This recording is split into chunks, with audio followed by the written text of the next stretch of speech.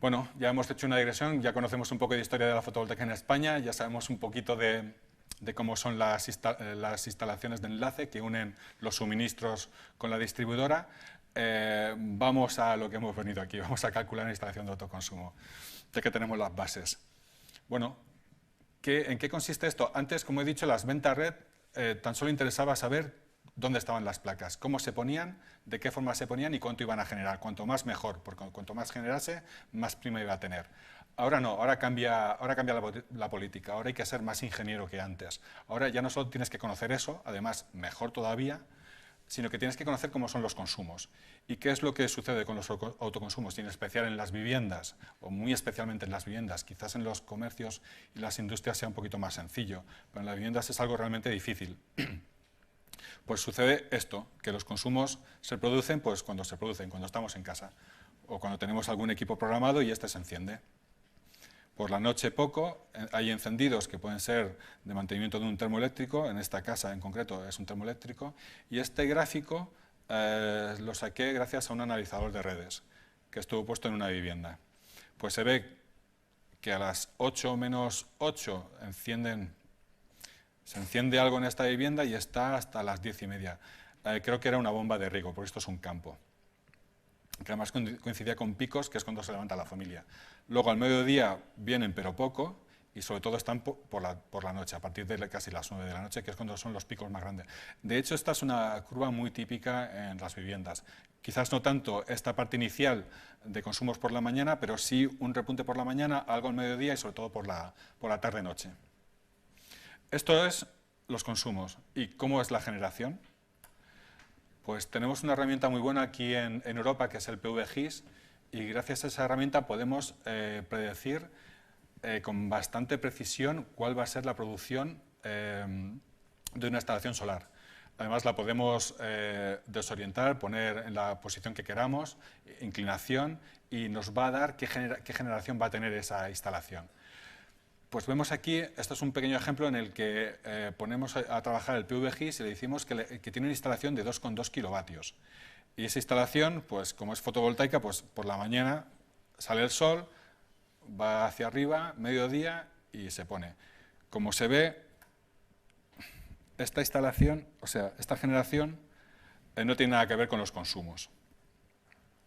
Bueno, y he dicho que es el PV-GIS, que es una herramienta muy buena, que instalamos 2,2 kilovatios y que nos dice exactamente lo que producimos.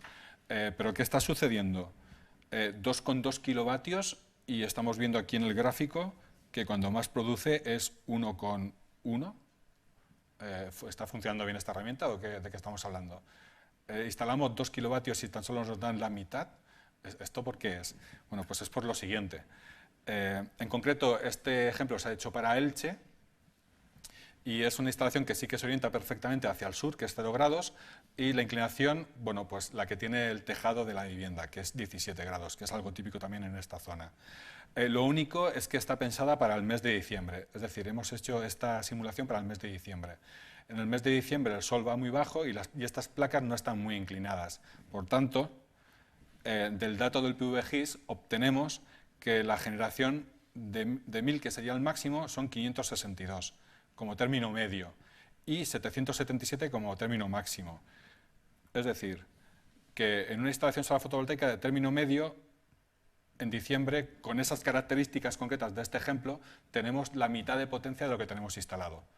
Pero que en un día claro, que es esta de aquí, Clear Sky, en un día claro podemos obtener bastante más.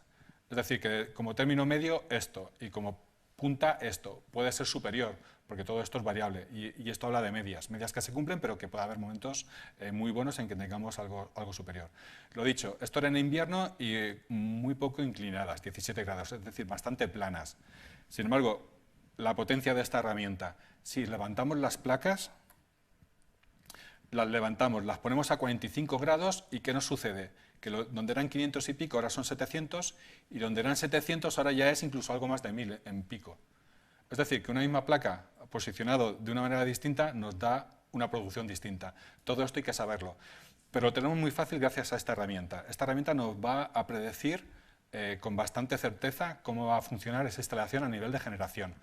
Mi experiencia es que en los sitios donde he hecho instalaciones, la producción se cumple bastante a rajatabla con respecto a lo que predice el PVGIS. No es exacto porque hay años buenos, malos, a nivel solar, con más nubes, con menos, pero impresiona, la verdad es que impresiona la herramienta, se cumple. Bueno, pues nuestra problemática aquí es unir las dos curvas, la de consumos y las de generación. Y se ve claramente que no se parecen en nada. Aquí el autoconsumo pues, va a ser bastante nefasto en un principio. Y de eso se trata, cómo poder unir estas dos curvas.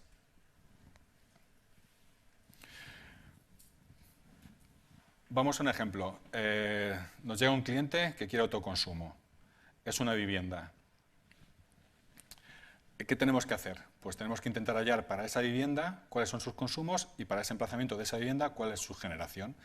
Y sabiendo las dos cosas, intentar calcular cuál es el índice de autoconsumo, es decir, qué aprovechamiento tiene la instalación que él pueda instalar, cuánto de lo que va a producir se va a quedar y cuánto va a perder, o en un principio poder perder, para saber si le interesa o no. Posibilidades de los tejados. Desde luego, si tú tienes un piso y vives en un edificio, pues lo tienes muy complicado. Complicado, pero no imposible. O habría que verlo. De saque no es imposible, pero sí complicado. Sin embargo, si tienes una vivienda, un campo, una vivienda unifamiliar o una vivienda unifamiliar incluso dentro de la ciudad, tienes techo, es tuyo, puedes disponer de él y tan solo tienes que tener en cuenta pues, posibles sombras parciales, como puede ser, en este ejemplo de aquí, esta chimenea. Esta chimenea proyecta una sombra sobre las placas y las hace mal funcionar. Eso hay que tenerlo previsto. Eso el PVGIS no te lo da, eso es un cálculo que tienes que hacer tú aparte. Si hay sombras parciales, tienes que diseñar, tienes que prever cuánto van a afectar y saber qué pérdida de rendimiento vas a tener. Y dentro de la ciudad, este también es un cliente que está interesado en poder tener placas y tiene una vivienda unifamiliar, pero dentro de la ciudad. Tiene un edificio a un lado que le hace sombra y un edificio a otro lado que le hace sombra. ¿Puede ser interesante en este sitio no montar placas? Pues lo mejor, lo ideal, es poder hacer la comprobación en el solsticio de invierno. Es el día en que menos sol hay. Y da la casualidad que esta foto está precisamente hecha ese día, el día del solsticio de invierno. La práctica, que viene del pliego de condiciones técnicas del IDAE, nos dice que es interesante poner placas siempre y cuando en el peor día del año, que es el 22 de diciembre, tengamos sol, o sea, haya sol en el emplazamiento donde pongamos las placas, haya sol 2 horas antes y 2 horas después del mediodía. El mediodía son las 12 horas solar, que hora oficial es la 1. 2 horas antes, las 11. 2 horas después, las 3. Si de 11 a 3 no tiene sombras este edificio, es viable poner aquí placas. De otra forma, no es, o sea, puedes ponerlas si quieres, pero sabes que vas a tener demasiadas pérdidas. Bueno, pues esta foto se hizo a hora oficial 10:30 y vemos que justo aquí hay sol. Es decir, que por la mañana la sombra de este edificio nos permitiría poner placas. Y por la tarde, pues por la tarde lo que pasa es que llegué algo tarde. Es hasta las 3 y llegué a las 4. Hice la foto y ya justo estaba en sombra. No lo sé con seguridad. Yo estimo que sí que había sol una hora antes, pero no lo puedo asegurar. Entiendo que este sitio es interesante. Entiendo que sí que, perdón, está bastante orientado al sur, y la altura del edificio de la izquierda con el de la derecha era aproximadamente igual. Por tanto, entiendo que por la tarde también había sol, pero no lo sé con seguridad. Tendría que hacer un estudio. Hay herramientas, se puede hacer un estudio de sombras. Por la casualidad, me parecía bastante interesante mostrarlo, porque se ven las sombras. Sobre todo en esta, que se ve claramente que la sombra está justo tocando y, por tanto, hay sol en este tejado. Lo que decía antes, lo suyo es tener un techo donde poder poner las placas, pero si no lo tienes, si vives en un piso, en un edificio, ¿es posible? Bueno, pues imposible no es. Y como ejemplo, donde antes habíamos visto la línea aérea de la distribuidora, pues aquí, de una manera un poco extraña, pero es posible poner fotovoltaica. Necesitas el permiso de los vecinos y que al menos un tercio te lo permita. Con un tercio de los vecinos que te permitan, se puede hacer en una instalación comunitaria una instalación de energía renovable. Aquí ya hay una térmica, se ve aquí, y sería posible instalar estas. Esto es aproximadamente un kilovatio, entre 1 kilovatio y 1 kilovatio 300.